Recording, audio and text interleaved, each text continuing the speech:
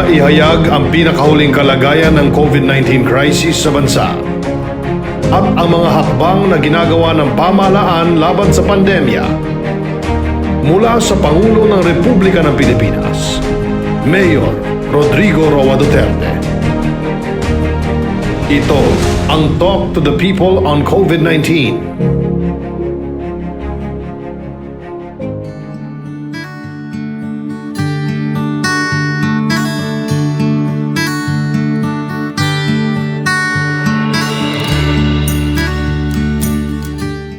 Go.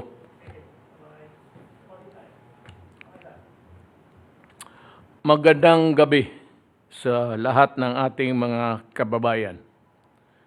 Binabasa ko ito para matuto ang dila ko sa Tagalog.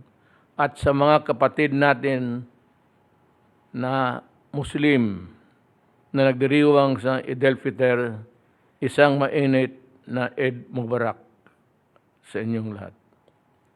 As we thank the Almighty for His blessed feast, we also thank for the arrival of more COVID-19 vaccines in the country.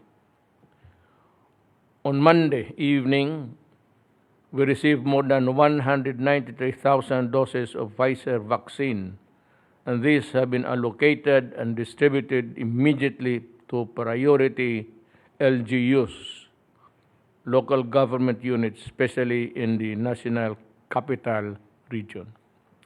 However, while we continue to inoculate our population following the order of priority, we must point out a few areas of concern during this period of time. Babasahin ko muna ang mga ating local government units na concerns this talk right now. Ang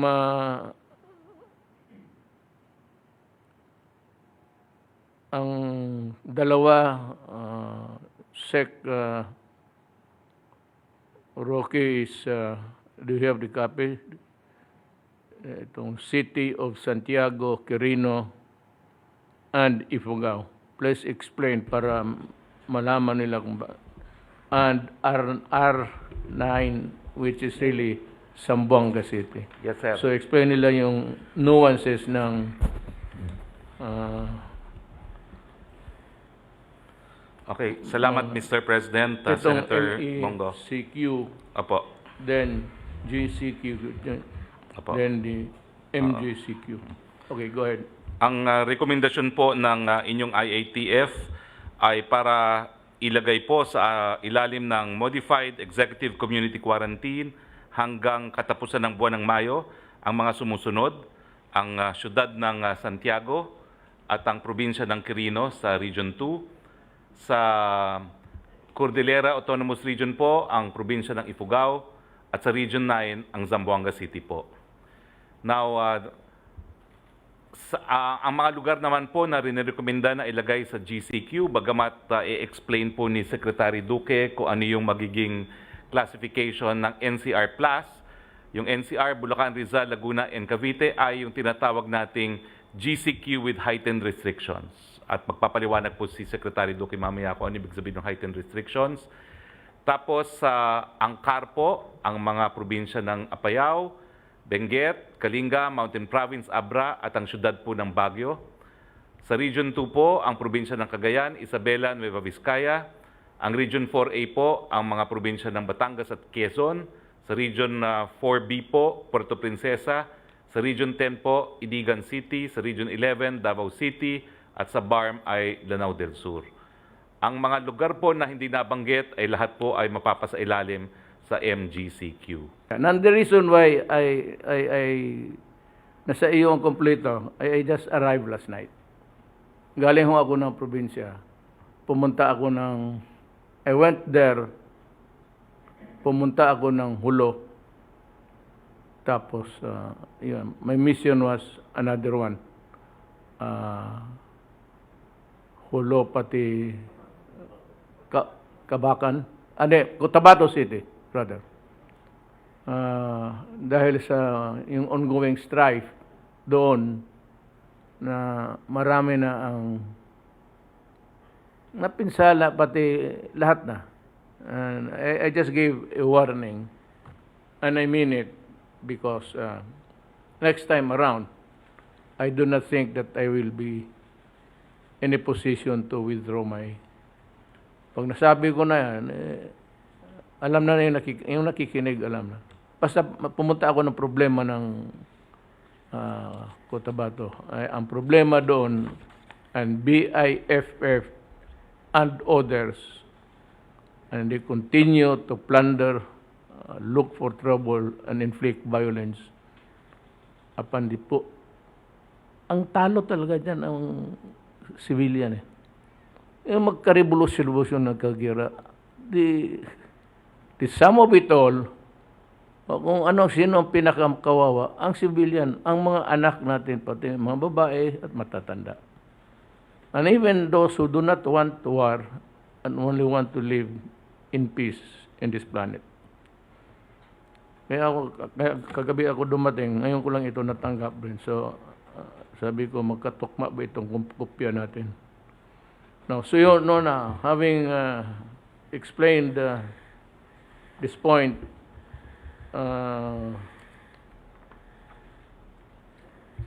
sinasabi ko lang na Mayo, maraming fiesta. But I think I'll be more direct than what is written here. Wala akong, I do not attribute it to any other particular religion or what.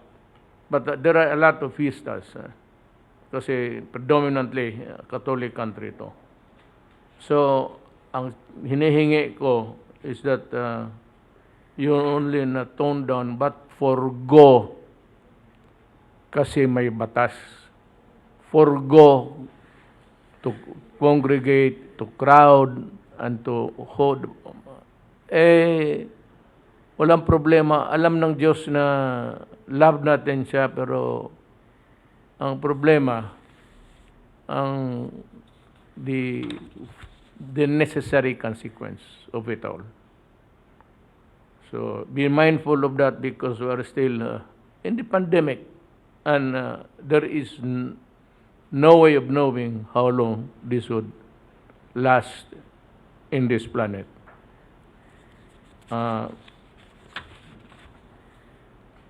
I will not allow the violations of the guidelines given by the task force. And I will hold the local governments down to the last barangay level, and therefore, it could only be the barangay captains. I will hold you responsible for any violation sa itong mga batas na hindi natutupad. Batas to. It is really a law.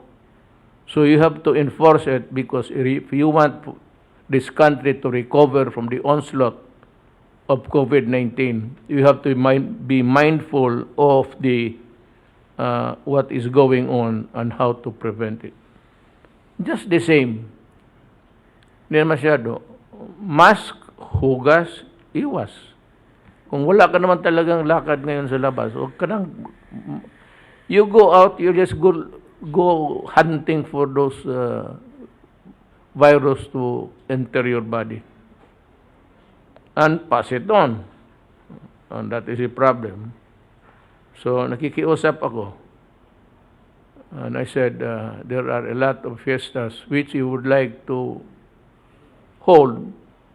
The problem is, there is also the consequence which we must be mindful of. So,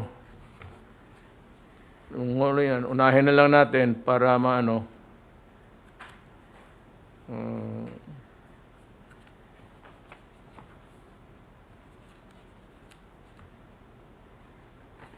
madaliin ko lang. We are not proclaiming that we have gotten rid of corruption. There is still corruption in this government and any other government that will come after me. And in the past. Meron talaga yan. If there is a running bureaucracy and there is money involved and there are a lot of tables where the papers would go through, there will always be corruption. Kung walang, ang ayaw ninyo wala, disarahan mo ang gobyerno. But then again, choose which way to go. The most that we can do is to fight it. So, ang mga na paalis sa gobyerno, Preciosa Polonia, OIC Land Management Officer 3, City Environment and Natural Resources Office, Albuera, Leyte, for issuance of free patent in favor of disqualified applicant. Regional Executive Director ng DINA Region 11, Sakarudin Magarang, grave misconduct, involvement in serious irregularities in the issuance of free patent titles. Amante Murmano, Special Investigator, Panaman, DNR, conduct prejudicial to the best interest of the service and falsification of public documents. I hope those guys I hope they will be prosecuted on time. Involvement in the residential free patent applications. Then Maria Baby Ruth Nicolas, Staff Sendro, Gigento, Bulacan, DINA Region 3. Grave misconduct and conduct prejudicial to the best interest of the service for undertaking illegal fixing transactions. Now, mukhang tapos naman siguro yung preliminary. We go now to the discussion. First, we will discuss, ganito yan, mahaba itong discussion namin. So, if it cannot be accommodated in one program, because we cannot have a program dyan sa ating PTB for lasting for about 2-3 hours. So, hatiin na lang ninyo. That's my, hatiin ninyo yung iba. But we will be discussing now COVID-19, dalawa lang, COVID-19 and the West Philippine Sea issue. So, unahin natin ang COVID-19 kasi ang COVID-19 nakakamatay. Ang West Philippine Sea, hindi, maraming mamatay sa konsumisyon. Pero hindi ako. Yung sumali ng ewan ko ba? It's your turn, Secretary Duque. Magandang gabi po, Mr. President, Senator Bongo, at ang mga kasama ko po sa IATF at sa Kabinete at higit po sa lahat sa ating po mga mahal na kababayan sa ngalan po ng Interagency Task Force at DOH. Ay magandang gabi po. Itutuloy ko lang po, Mr. President, yung kanina pong binanggit ninyo na mga at ni Secretary Roque na yung mga probinsya, syudad at mga munisipyo o mga bayan na isasailalim sa mga iba't ibang community quarantine. Pwede ba natin idiretso na lamang doon? Yan. Ano po? So ito po, ang kaakibat po nito na mga panuntunan, ano po ba yung mga pwedeng gawin at hindi pwedeng gawin sa ilalim po ng General Community Quarantine with heightened restrictions.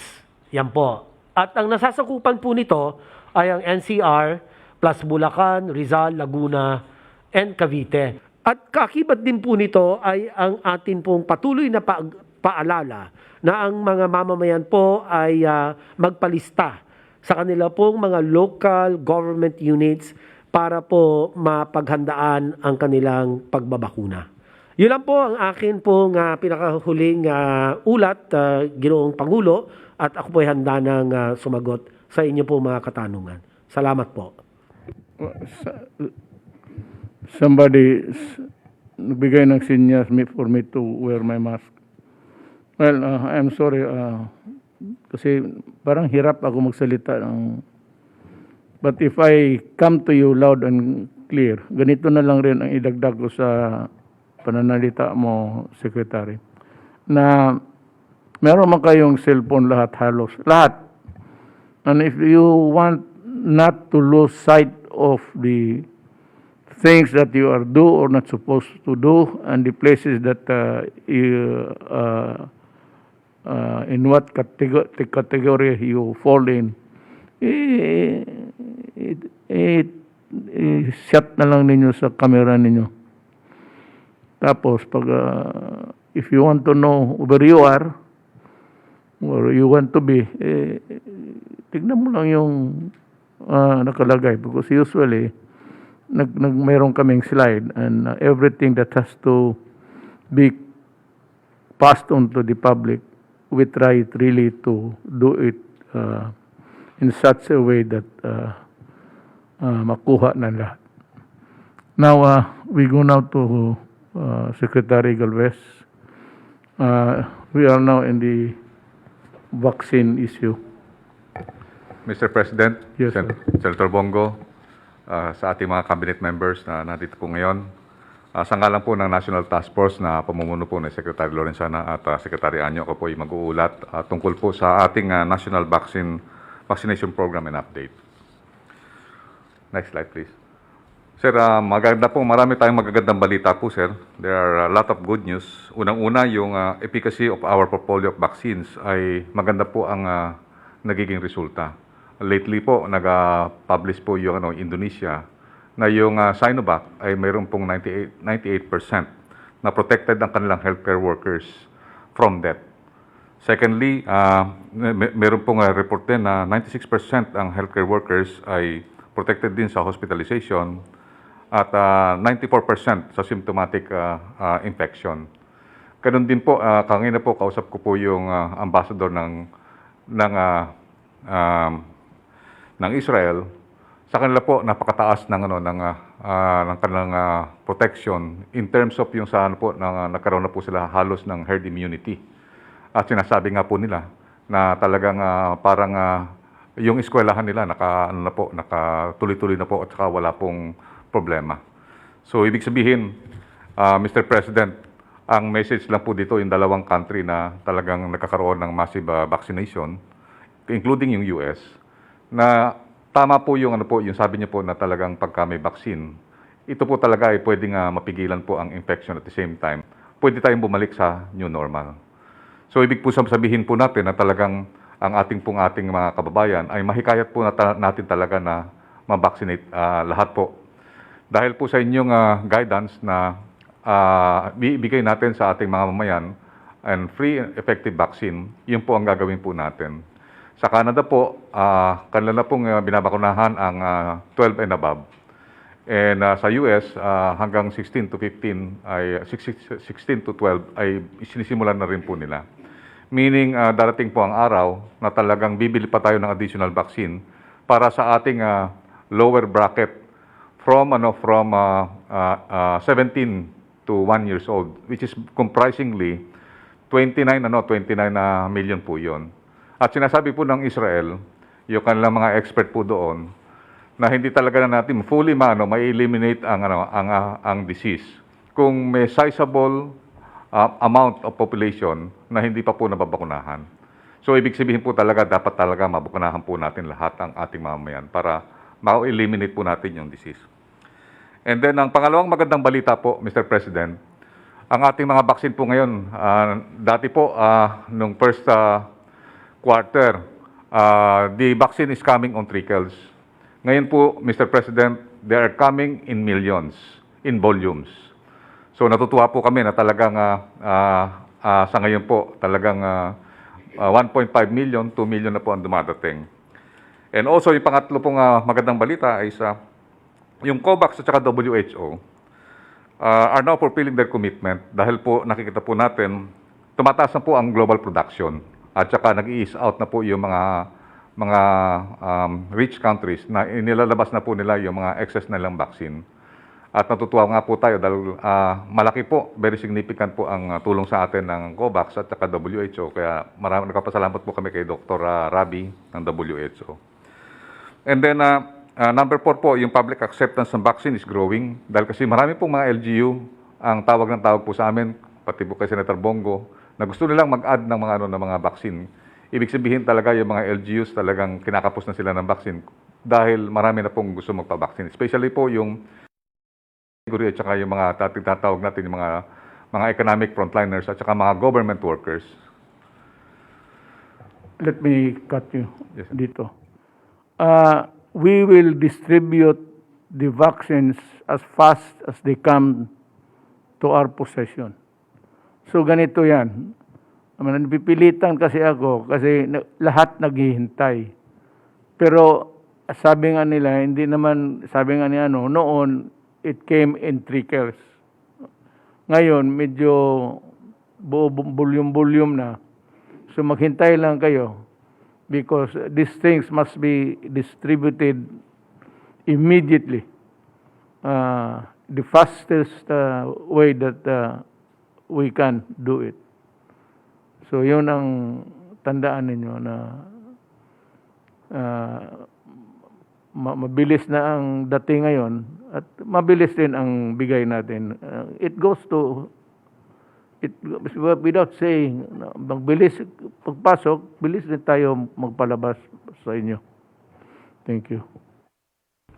Yes, sir. Mahal na Pangulo, yung 193,000 nga po sir natin na Pfizer.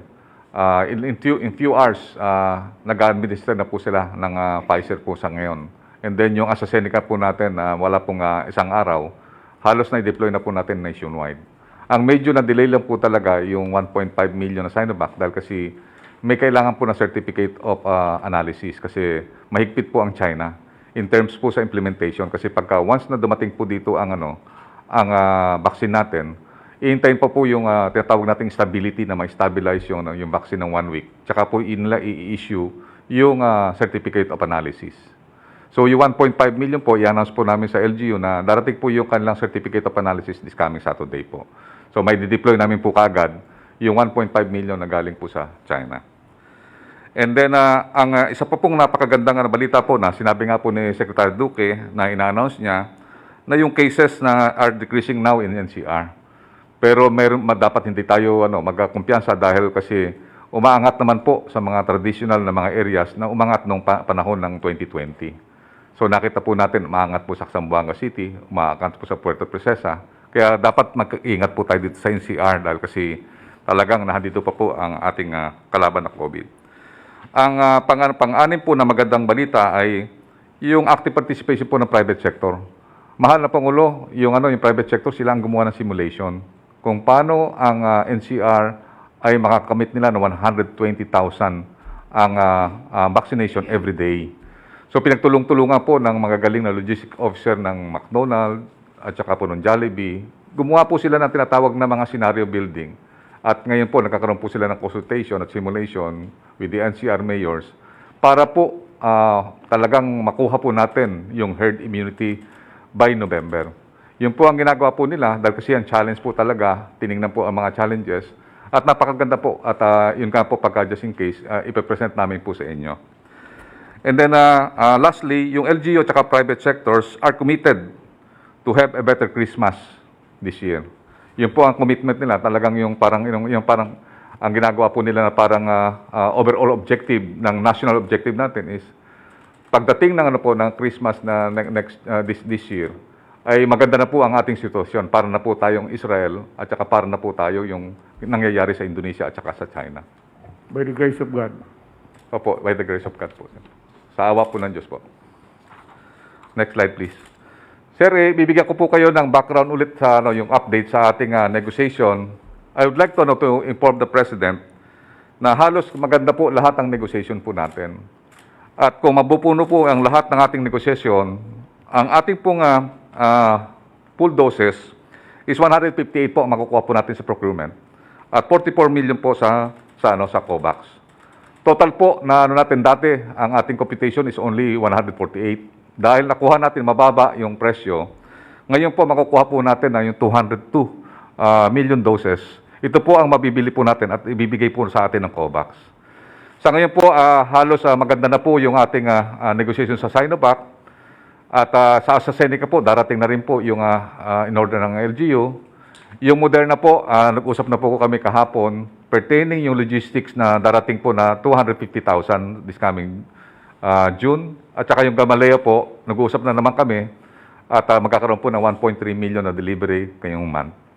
And then yung Pfizer, magkakaroon na po kami na pirmahan ng head of terms at yung kanilang pong order sa atin is, order natin is 40 million. 40 million doses. Yun po ang allocation po natin galing from the Pfizer. And then yung Novavax, bukas po, ipa-finalize po namin ang agreement kasi gusto po ng LGU at saka po ng private sector makihati po sa 30 million na ano po natin. So paghahatian po namin kung ilan po yung para sa atin at saka para po sa national government. Yun po ay sa inyong Fine with us. Fine with us. opo. And then yung Johnson & Johnson, yun lang po inano po namin at magkakaroon na rin po kami ng at least final na po na sa mga agreement po natin. At ang nakikita po natin, halos lahat po ng ating portfolio ay magaganda po ang performance at ginagamit po ito, milyon-milyon na po ginagamit sa buong mundo. Next slide please. Sir, kahapon po, dumating po yung kagabi, dumating po yung 15,000 ng Sputnik. Ito po yung tinatawag nating component number 2 or yung tinatawag nating pang second dose. And then by next week, baka darating na naman po another 300,000 from Sputnik. Next slide please. Sir, sa delivery po natin ng February to April, meron po tayong 4 million. And then ngayon pong May, meron na po tayo na-deliver na 3,753,450 doses. Pero mayroon pa rin po tayo darating sa May 20, darating po ang 500,000 na Sinovac. At sa third week po, more or less, baka dumating po yung 300,000 at saka yung another 1 million by the end of the month. And then ang magandang balita, Mr. President, supposed to be 1.2 million lang ang makukuha natin na Pfizer. Pero nagtanong sila, kaya nyo bang i-administer yung 2.2 ngayong May? So sinabi po namin, kaya namin itanggap. So yung mangyayari po, yung Pfizer, makukuha po natin yung 2.2 million this May sa COVAX po. Kaya tuwan-tuwa po tayo dahil kasi nadagdagan po tayo ng 1.2 ngayong month.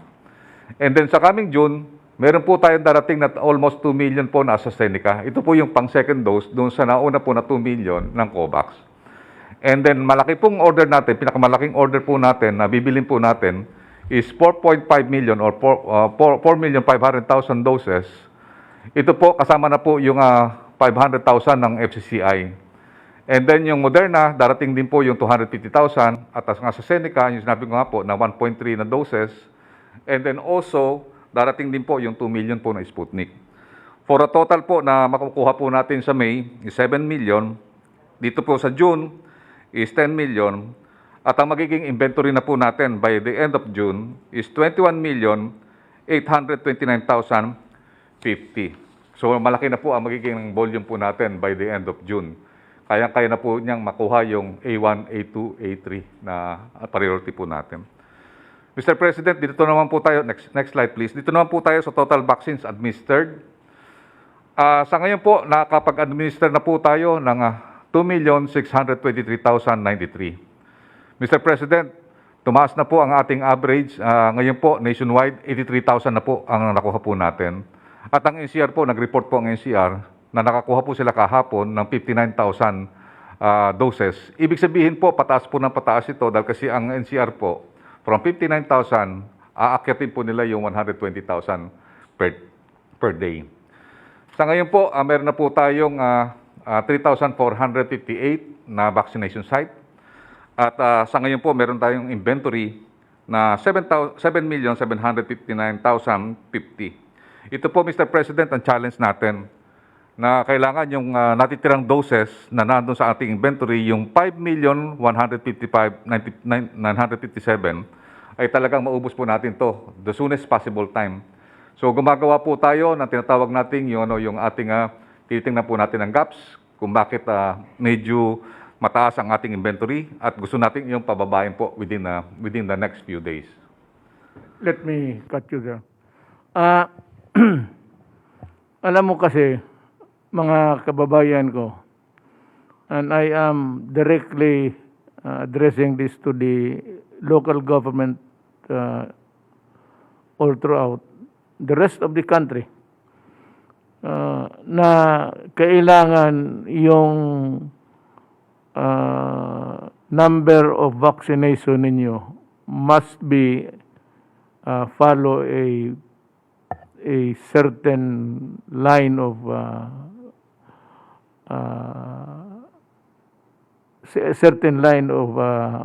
way of action, because itong mga bakuna dadating, may ano ba ang magkaiba-iba ba ang shelf life ng ano? Yes, sir. Iba-iba po ang shelf life niya po, sir. For example, yung sa Seneca, sir, mga 2 months lang. Yung Gamaleya, sir, ginawa natin, kinuha natin yung mas mababa, sir, yung temperature kasi 2 months din po yung kanyang shelf life. Kaya ito ganito, if you want a sharing of this endeavor, sabi ko, we don't have any qualms with that. We know that you can do it, but see to it that the mechanism, yung infrastructure ninyo sa baba, kailangan must be able to come up with the numbers required. Kasi itong mga bakuna, may expiry date. Depende sa, sabi nga ni Secretary Galvez, depende, but this cannot, it cannot be effective forever. The efficacy loses in a less period of time than other medications. So, kailangan, pag pagdating doon sa inyo, papatakbo na kaagad ninyo yung administrative, pati siguro mga local, may mga hospital, magtulong-tulungan na lang so that we would not waste the vaccines because we were not able to deliver it on time. That would be a problem kung mag-expire yan dito sa kamay sa itaas at hindi kaagad napunta doon sa baba. At ang conversely, kung ang baba naman hindi prepared, so ito kailangan ng handling, special kind of handling. It has to be, there's a certain temperature that you have to maintain. Otherwise, you would louse up everything. It would lose its effectiveness. So that are the things that you must alam ng mga doktor yan. Hindi ko na kailan I am just saying this because I do not want to lose the battle here through negligence. Wala akong alam ninyo. Mga doktor all throughout, alam nila yan. It's a very simple way of explaining to the people. The only problem is you are not able to administer the vaccines on time because there's a limited period of time for their effectiveness. Salamat. Yes, sir. Next slide, please. Next slide, please, sir. Sir, sa ngayon, sir, nasa top 3 pa rin po tayo dahil nakita natin na talagang yung lahat po ng mga countries ngayon is talagang they are wrapping up their vaccination. But we are so happy to report that we are still at number 3. And then number 41 po tayo out of 195 countries na nagbabaccinate ngayon. Number 15 tayo sa 47 Asian countries. Next slide, please. Sir, ito po, pinresent po natin ito sa private sector at sa ating mga LGUs. Ito po, tinitingnan po natin talaga na kailangan po talaga na i-focus po at saka expand po natin ang ating vaccination. Meaning, yung strategy na focus and expand, ipipresent din po natin ito sa economic sector. And I believe si Secretary Dominguez po, aminado siya na maganda po ito dahil kasi hanggang hindi pa tayo nakakapul ng supply ng vaccine, i-focus po natin doon sa mga areas na mayroong malalaki ang risk. Economic risk, social risk, at saka yung tinatawag nating health risk. So na-identify na po ng ating mga medical expert at the same time economic expert. Kaya po tayo ay magkakaroon ng focus area sa NCR plus 6 Metro Cebu at saka Metro Davao. Meaning ang gagawin po natin dyan, i-allocate po natin yung talagang magandang supply. Ibig sabihin, yung for example, sa NCR Plus, kailangan 3.3 million po ang i-allocate natin per month.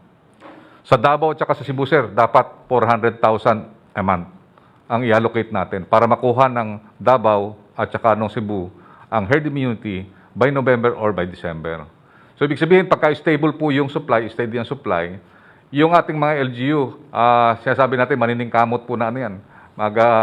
Kumahag po na mag-ano po yan talaga yan, mag-expand ng kanilang vaccination areas. So, yun po ang gagawin po natin. Ganon din ang gagawin natin sa Region 3, Region 4, Cagayan de Oro, Baguio City, at saka Zamboanga. At kasama po rito yung umaangat po ng mga kaso sa Region 2 at saka sa CAR. Sa lahat po ng mga tinatawag nating highly urbanized cities.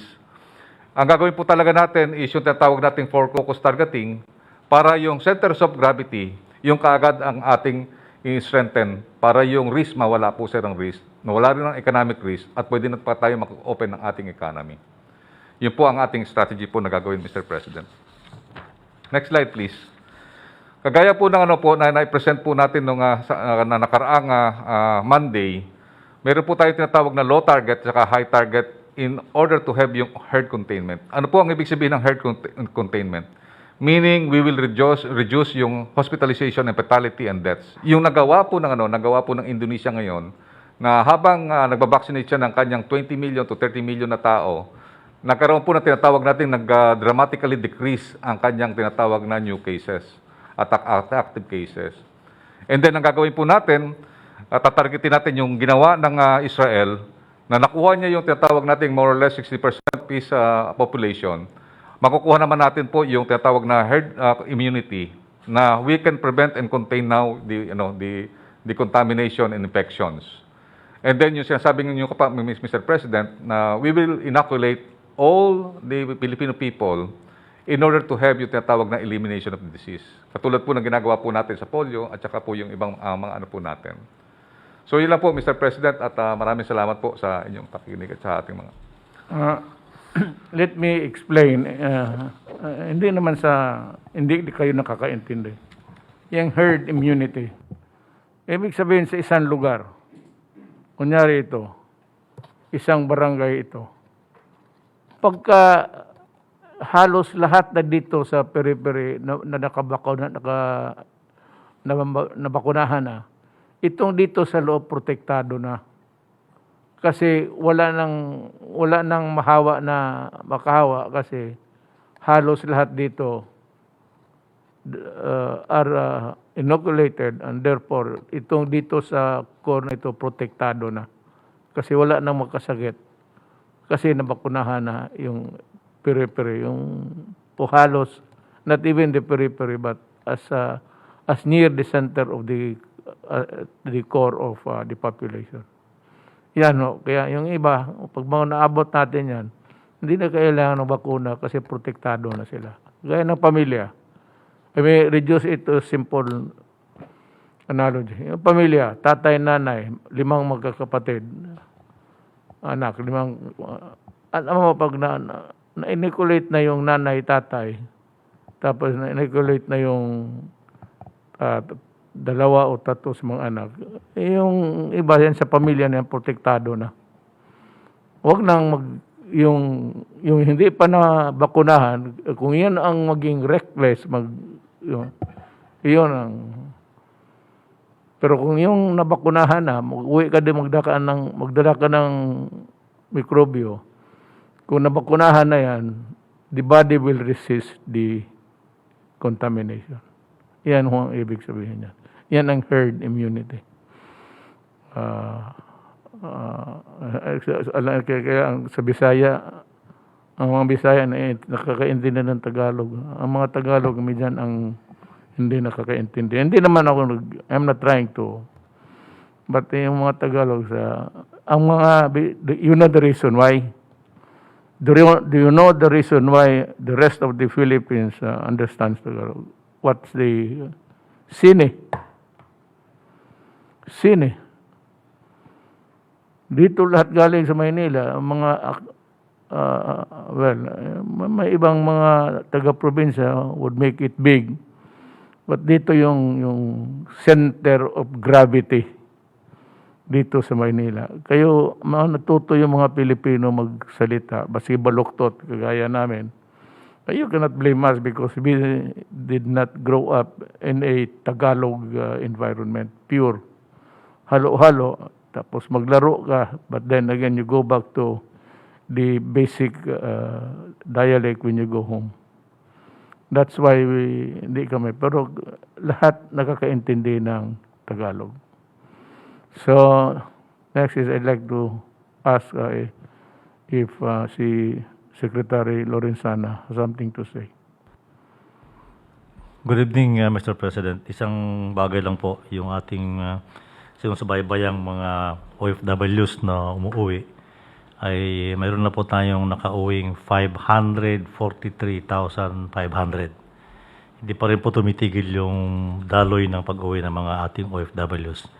At patuloy po natin silang inalalayan, tinutulungan from the time na dumating sila, quarantine, tapos pagkatapos iuwi sila sa kanilang probinsya. Yun lang po, Mr. President. Thank you. So, this is not because member ko ng cabinet, but I'd like to make a special mention of the Herculean task that you have been exerting to help our countrymen. I really appreciate what you're doing. Second is, let me thank the private sector for the tremendous assistance and help to government. Maraming salamat po sa inyo. And I hope that you'd continue. This is our country. You're doing business here. If we can go out of this thing and balik tayo sa ekonomiya natin, marami tayong marami tayong pera kasi balik na naman sa negosyo. Kaya yung tulong ninyo, kinakailangan namin at salamat naman. Kaya I call Secretary Anyo to share with us his talk to. Good evening po, Mr. President at fellow public servants. Magandang gabi. Maganda po yung balita ni Secretary Charlie Galvez na may darating pong 7 million ngayong May at 10 million ngayong June. So ang ating pong LGU ay sisiguraduhin po natin na nakahanda para pag-roll out ng bakuna, lalong-lalo na po dito sa NCR Plus. Nakahanda na po tayo dyan. Pero meanwhile po, ang pinaka-importante ay kung paano natin maiduduktong o mapapatawid natin bago dumating mga bakuna na to na hindi natataas yung numero ng ating mga COVID cases. At dyan po papasok ang DILG, ang LGUs, ang Philippine National Police. At katulad po ng sabi ninyo, ang mga local chief executives, barangay captain, ang siyang magiging accountable at responsible. Sisiguraduhin po natin na ipatutupad ang lahat ng panuntunan, alituntunin ng strict GCQ. Ito po ang pinaka-importante dito. Sapagkat kahit bumababa na po ang numero, ay pwede pa rin pong tumaas ito kung hindi mai-implement mabuti ang minimum public health standard, ang prohibition po sa mass gathering, at ang pag-impose po ng curfew, tuloy-tuloy pa rin po tayo sa pag-impose ng curfew. At ang ating pong barangay ay empower natin na magsagawa po ng mga granular lockdown sa barangay-wide. So under po ng GCQ, ito ang magiging strategy natin para sigurado na kung magkakaroon po ng outbreak, ay ma-lockdown natin yung barangay. Magtutulong po ang PNP sa pamamagitan ng Joint Task Force COVID Shield. Meron na po tayong bagong commander ng JTF COVID Shield, si Police Lieutenant General Israel Ephraim Dixon. So, ulitin ko po, so sisikapin po nating maitawid yung period na to hanggang sa dumating na yung ating mga bakuna. Sapagkat ito talaga po ang nakikita nating pinakamagandang solusyon para magapi natin yung COVID-19.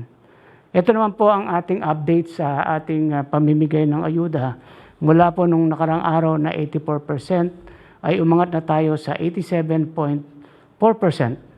So sa buuan po ay 20 billion na ang naipamahagi natin out of the 22.9 billion at ang nakatanggap po ay 20,028,688 beneficiaries. Sa breakdown po sa iba't ibang probinsya, sa NCR po ay, next slide please.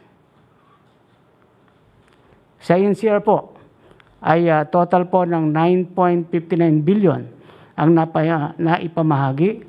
Natanggap po ng 9,597,236 beneficiaries. At sa NCR po ay ang Manila, ang City of Manila ay ang siyang nakatapos kaagad ng pamamahagi noong May 11. Sa Bulacan naman po ay 2.73 billion na ang naipamigay. Natanggap ng 2,739,465 individuals. Sa kabubuan po ay 92.33%. At may 6 na LGUs po ang nakatapos na rin. Sa Cavite, 2.84 billion na naipamigay. Tinanggap po ng 2,841,696 beneficiaries. At may 5 municipality at city ang nakatapos na. Kabuuan po 82.5% accomplishment. Sa Laguna, 2.58 billion na naipamahagi at tinanggap ng 2,583,390 individuals at 16 po na municipality at city ang nakatapos na ng pamamahagi. Sa Rizal, 2.26 billion ang naibigay para sa 2,266,901 beneficiaries or total of 86.76%. Hanggang May 15 po ay tuloy-tuloy ang pamamahagi. Meron lang po tayong nakitang mga konting problema dito. Meron pong mga beneficiary na hindi na makontak, hindi na makita. Ang iba ay umalis na ng mga kanilang lugar at umuwi ng probinsya. At meron naman pong mga qualified pero wala po sila dun sa naibigay na listahan. So after po May 15, kami po ay maglalabas ng amendment na pirmado po ni Secretary Lorenzana, Secretary Bautista, at ako po. Bibigyan namin ng 10 araw ang lahat ng LGU para ayusin yung lahat ng mga problema na to. Makagawa sila ng supplemental payroll para mabayaran po yung mga qualified pero wala sa listahan. At ito po mga hindi na makita ay ma-finalize na po hanggang May 15 na. Kung hindi po nila makiklaim, ay ito po ay pwede nating ipamigay doon sa mga qualified pa rin po. So yan po ang ating update sa Ayuda 2021, Mr. President. Salamat po. Thank you, Secretary Anyo. Would like to talk next? Are you ready, Secretary Bendigo?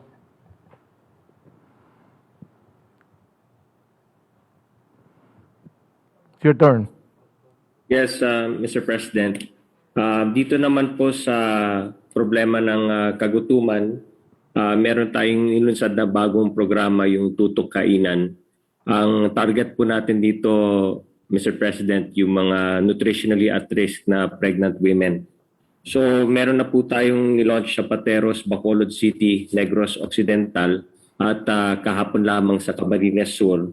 At pupunta na rin po tayo sa Negros Oriental, Cebu City, Siquijor, Zamboanga del Norte, Zamboanga del Sur, Bukidnon, NCR, Cagayan, Isabela, Rizal, Albay, Catanduanes. So ang target po natin po dito, Mr. President, yung mga nutritionally at-risk pregnant women. Mula dito, ang next natin po target yung mga stunted at wasted na mga kabataan 6 months to 23 months old. Ito po yung sang-ayon sa pinirmahan ninyong batas na first 1,000 days of life na batas kung saan yung pinaka-importante na critical period ng buhay ng isang tao para sa development ng kanyang utak at kanyang katawan ay yung first 1,000 days of life na mula sa sinapupunan ng nanay hanggat siya ay mag 2 years old. Nakikita po ng siyensya at base sa mga eksperto, pag hindi natin naagapan ito, maging long-term po yung ill effects sa kanyang brain development at physical development. At sana nga po madadagdagan pa yung pondo na kinakailangan natin para dito. Sisikapin po natin na kung ano man ang meron nating pondo, gagawin natin for this year. And hopefully next year po ay mas isusulong pa natin ang mga programa na tututok dito sa first 1,000 days of life. Yung mga pregnant na women, nutritionally at risk, pati yung mga batang musmos na ngayon nakakaranas ng gutom, lalo-lalo na sa panahon ng pandemya, Mr. President. Salamat po. Thank you. You have good projects along the way. Now, kasi kay Dr. Domingo. It's your turn.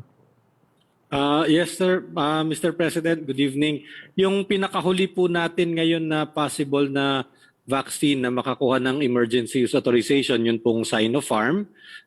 This morning po ang Department of Health nakipag-meeting na po dun sa mga representatives ng Sinopharm. At the same time po ang FDA naman, kahapon, pinadala na rin po natin sa Vaccine Expert Panel yung mga scientific data at clinical trial data po ng bakuna na ito para po kanila ng masuri at kung may katanungan ay mapadala natin sa Sinopharm. So we hope po na by next week matapos po natin ang mga evaluation nito. Other than that, bali po pagkatapos doon, ang inaabangan na lang natin na bakuna talaga, yun pong Novavax na hopefully po by next month baka makakuha na rin po sa US or sa India nung kanila pong EUA para po makapag-apply na rin po dito at makakompleto na po yung listahan ni Secretary Charlie ng mga bakuna na maaari po nating bilhin.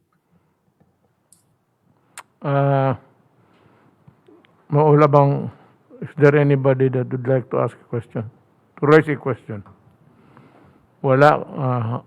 Okay na siguro. Hindi kompleto na yung ano mo, Attorney Domingo.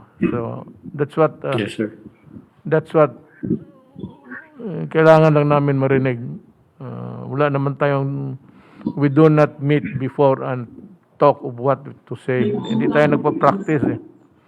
Kaya ako yung pinapatawag para pag-usapan natin diretso. At the people would say, anong nakikita ninyo, yun na yun. Panahon na ni ano bang gusto mong tawagin ka lang? Sal Panelo? Mas maganda ata, it's more Sal Panelo. Magandang gabi. Magandang gabi, Ginoong Pangulo. Ang masasabi ko lang po yung palagi nating paalala sa ating mga kababayan.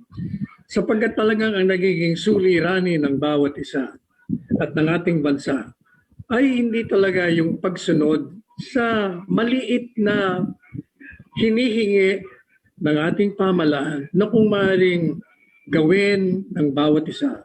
At yan ang pagsusuot ng mask, pagsusuot po ng face shield, yung paghugas ng kamay na may sabon at tubig, at yung pong pag-iwas sa tao na kung may masasalubong ka o makakatabi, kailangan ang distansya mo hindi bababa sa 2 metro o 6 na pie. Sapagkat talagang doon nagsisimula.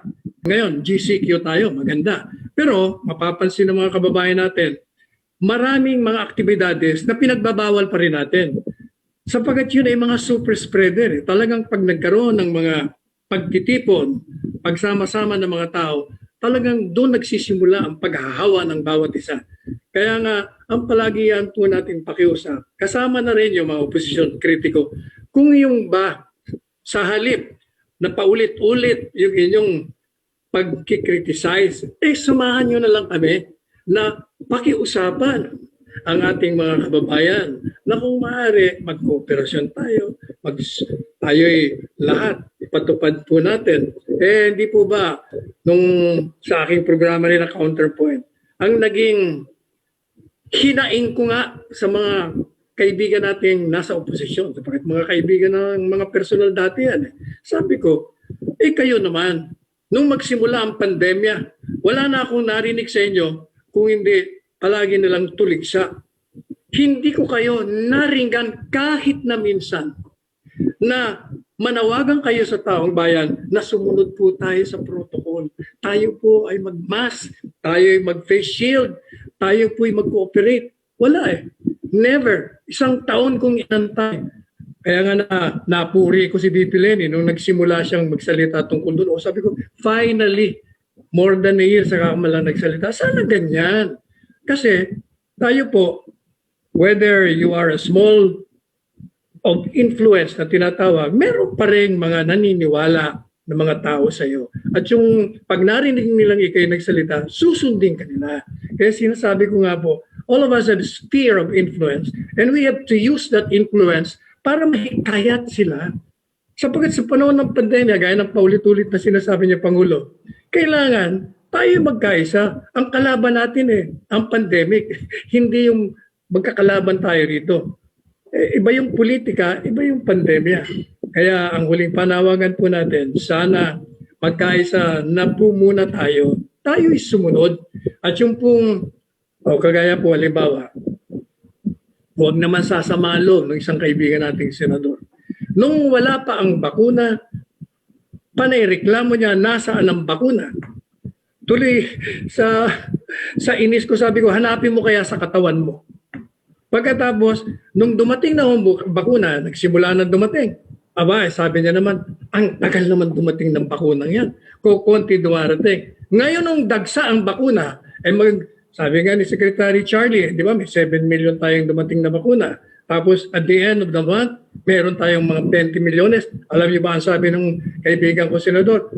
Ayan, ang dami-dami natin bakuna, sobra-sobra na. Malaki na ang magiging utang natin. Sala sa lamig, sala sa init, hindi mo malaman. Salip na matuwa tayo. Palagi nilang sinasabi, mabagal. Ngayon naman daw, iba naman ang reklamo. Meron namang isa dyan, alkalde. Mabagal daw ang rollout, Sus Maria Josep. Mabagal nung simula sapagkat mabagal pa ang dating. Ngayong dumarating ng marami, siyempre, mas mabilis, mas madali, sapagkat marami na. O sana po yung mga kaibigan natin dyan sa kabila, maghunos dili naman kayo.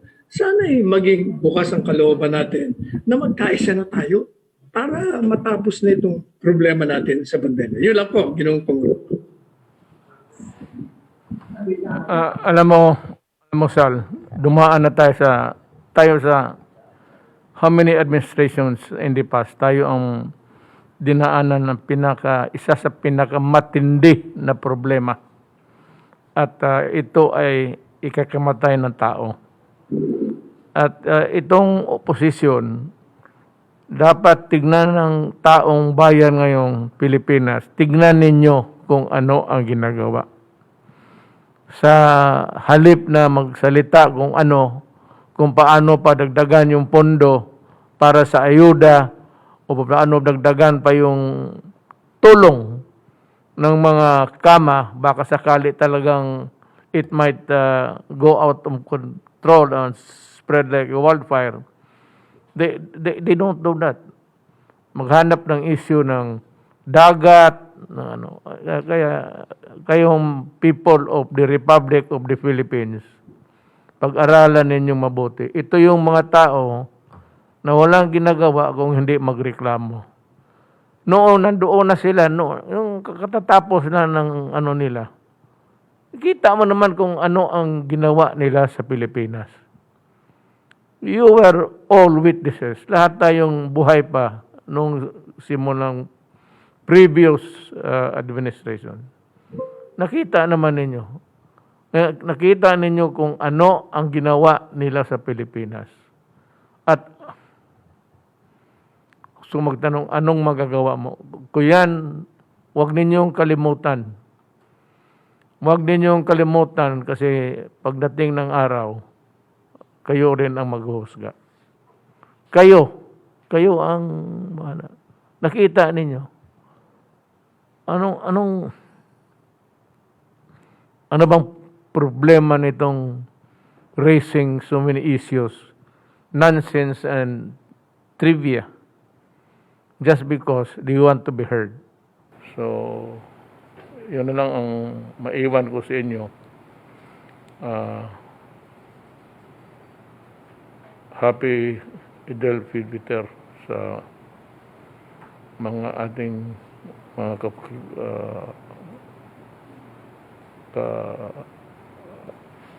kaka-Pilipino, the Filipino Muslims dito sa atin and everywhere. I just say that I hope that this joyful day will bring you peace and in your outlook of what we are here for in this planet. Maraming salamat po.